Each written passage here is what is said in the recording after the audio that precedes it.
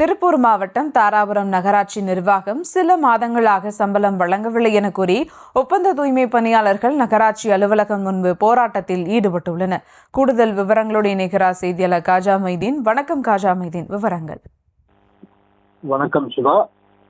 திருப்பூர் மாவட்டம் தாராபுரம் நகராட்சியில் தூய்மை பணியில் ஒப்பந்த அடிப்படையில் பணிபுரியும் பணியாளர்கள் இந்த மாதம் தங்களின் மாதாந்திர சம்பளம் வழங்கப்படாததை எதிர்த்து இன்று காலை வேலை நிறுத்தத்தில் ஈடுபட்டனர். இதில் 60 பெண்கள் மற்றும் 20 ஆண்கள் கலந்து கொண்டனர். நகரின் முக்கிய பகுதிகள் குப்பை குவிந்து கிடக்க இதனை அகற்றும் பணியை மேற்கொள்ளாமல் அவர்கள் நகராட்சி அலுவலகம் முன்பு கூடி போராட்டத்தில் ஈடுபட்டனர்.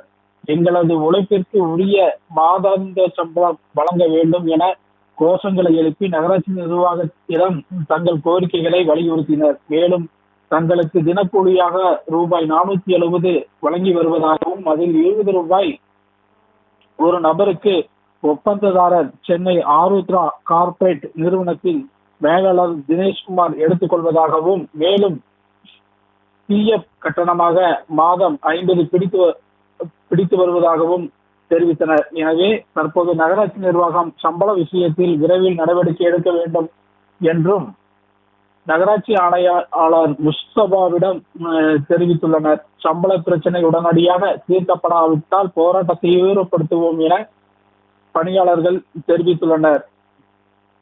இதனால் நகராட்சி அலுவலகத்தில் பெரும் பரபரப்பு ஏற்பட்டுள்ளது. ஆணையாளர் முஸ்தபா தூய்மை பணியாளர்களிடம் பேச்சுவார்த்தை நடத்தி கூடுதல் விவரங்களுக்கு நன்றி காஜா மைதீன்.